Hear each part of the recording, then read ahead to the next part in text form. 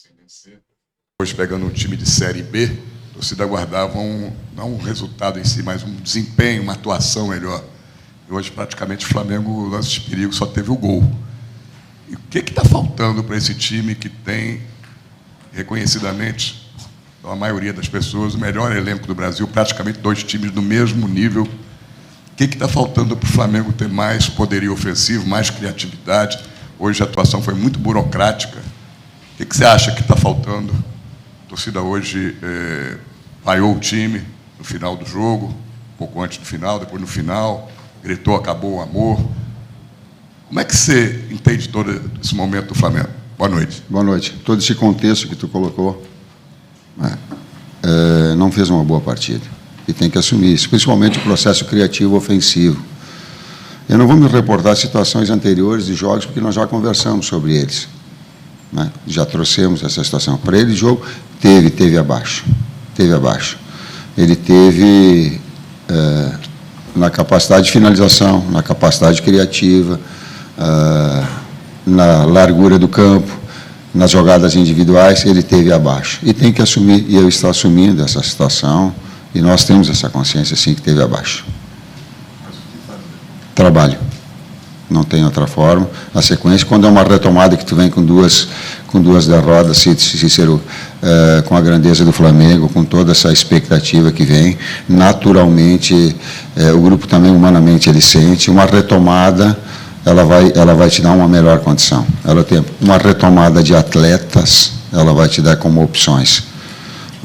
Falando a verdade, então, quando tu tem Arrasca fora, quando tu tem Eric fora, quando tu tem Nico, Varela e que entraram no jogo, a gente tendo cuidados com eles, Nico, Varela e Cebola fora, também perde esse poderio todo.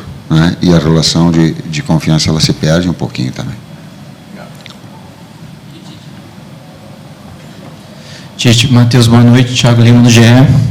Tite, na última coletiva você falou que a equipe precisava dar um passo atrás, né, para melhorar as atuações. Eu queria que vocês pudessem explicar o que seria esse passo atrás na visão de vocês. Se você acha que a equipe conseguiu fazer isso hoje.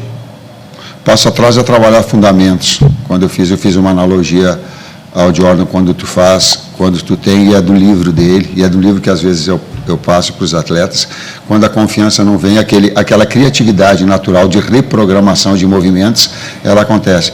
Quando ela não está acontecendo e que tu tem 2 derrotas, daqui a pouco fica um pouquinho mais precavido. Quando esse é passo atrás, não é jogar menos, é ser simples e objetivo. Ainda queríamos, não atingimos isso. O desafio agora passa a ser Red Bull, né, no próximo jogo. Tite, aqui à tua esquerda, aqui, Matheus, boa noite para os dois, para a comissão técnica do Flamengo.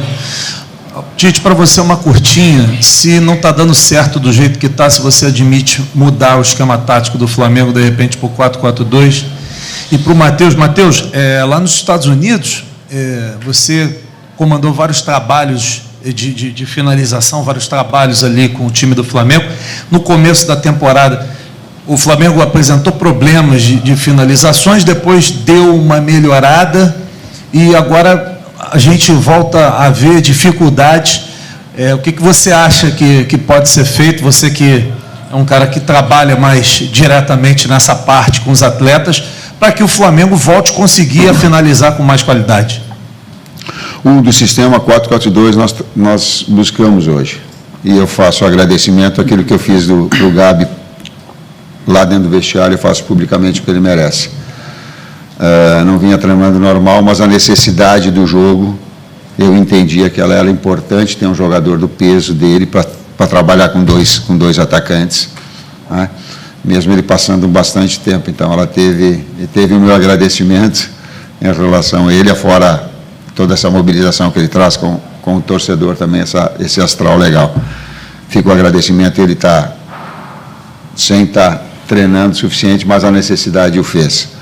Então, nós trabalhamos com 4-4-2 numa parte do jogo, na medida que o Nico já estava se queixando da panturrilha no intervalo, né? E a gente deixou mais um tempo para que pudesse mais esse tempo do risco de não de não estourar. Eu já citei os 3 jogadores que a gente estava cuidando também.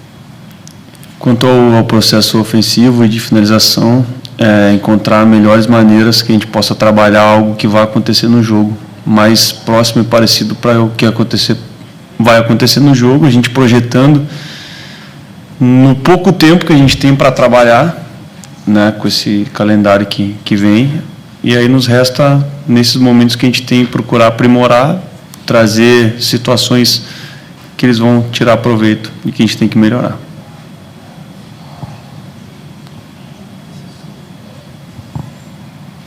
Tite, aqui, Isaac Flavoz.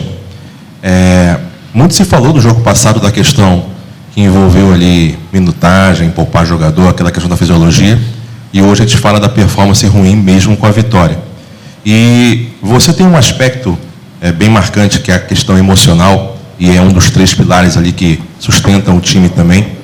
E nos torcedores no geral, quando a gente vai entrevistar e vai falar com eles estão cobrando muito essa questão emocional.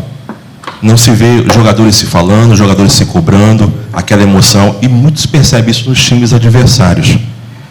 O que fazer numa situação como essa? Como mudar a moral? Seria a moral, a emoção hoje, alguma coisa que estaria faltando para poder ter um ingrediente de o Flamengo melhorar e mudar? Uma situação, ela é específica do jogo. Eu gosto muito senão a gente fica generalizando situações e buscando algumas outras experiências que confirmam essa. Nós vimos de 2 derrotas, isso pesa, isso gera também no atleta uma expectativa, ele é humano, de dar, de produzir já, e uma retomada de um processo de confiança também, ele requer, não só com os atletas, com a equipe toda, com a sua força toda, mas também com boa performance. O atleta quer isso, eu quero isso. Mas admitir que não foi bem no processo criativo, ele é de retomada, sim. Mas não vamos generalizar, só coloco, porque é a mesma equipe que ela fez com alguns enfrentamentos, ela perdeu um clássico agora, do Botafogo. E ela tinha feito 3 clássicos contra o Fluminense, ela tinha feito um clássico contra o Vasco, e ela tinha feito um clássico contra o próprio Botafogo. E eu vim aqui e respondi que ela encheu os olhos no primeiro jogo contra o Nova Iguaçu, que era para ter feito um placar de lateral. Ela fez talvez o melhor jogo, ela fez o melhor jogo contra o Fluminense, no 2-0. Então tem amostragens no momento. O momento agora ele não é um momento bom, ele é um momento ruim. E que tem que retomar um padrão, sim. Tem que crescer, sim. A equipe tem poderio para isso, sim. Mesmo com os atletas que estão fora, sim. Desafio nosso para que essa retomada aconteça. Oi, Tite. Matheus, boa noite. Igor Siqueira do UOL. A gente sabe toda a sua experiência, anos de carreira, mas como é que você trabalha consigo em termos da sua própria confiança quando você ouve as hostilidades que vêm na arquibancada? Não sei se você consegue perceber isso dentro de campo. A gente, em determinado pedaço ali, a gente consegue ouvir alguma coisa, isso chega para você. Quanto você usa e trabalha com isso, a partir do momento que você precisa tomar decisões de uma diferença de time, né, para mudar o time de alguma forma. E eu queria entender também o que você está projetando com esse efeito defensivo do Gabriel, o papel dele dentro desse grupo a partir de agora. Papel de quem? Do Gabigol. A partir de agora, enfim, como é que ele volta diante dessa necessidade do time de evoluir justamente numa parte da qual ele participa, que é a parte ofensiva. Como é que eu trabalho a situação emocional, cara? Ela é, ao longo desses tempos todo, ela é de respeito ao torcedor. De respeito. Sempre o foi e vai continuar sendo. Porque quando não está, o time não está produzindo, fica inquieto, e nós temos que entender dessa forma. Não tenho nada, tenho que respeitar o sentimento do torcedor. É o mesmo que quando aplaude e que fica feliz que foi campeão, ou que ganhou o clássico, é assim. Isso é maturidade, isso é consciência da atividade. Eu tenho consciência da atividade e tenho respeito ao torcedor. No mesmo momento em que em outra circunstância de vencer, talvez eu receba de ti uma pergunta oposta a essa, seguramente.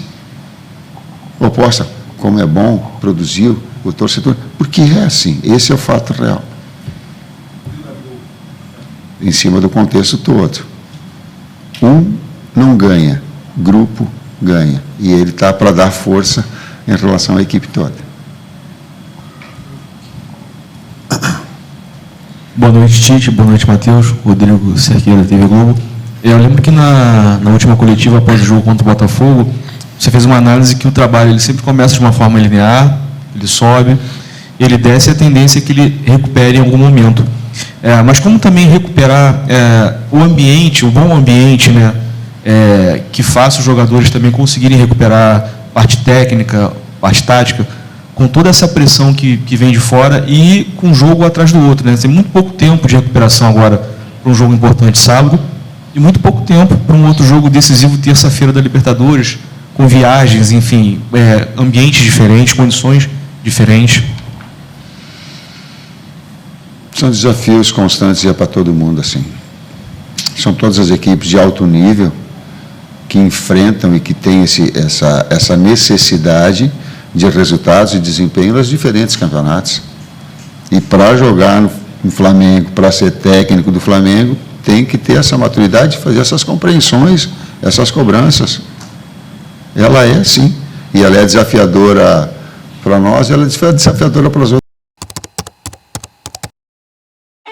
A torcida vaiou após o final, né, no primeiro tempo, mas eu vi o time um pouco mais associativo.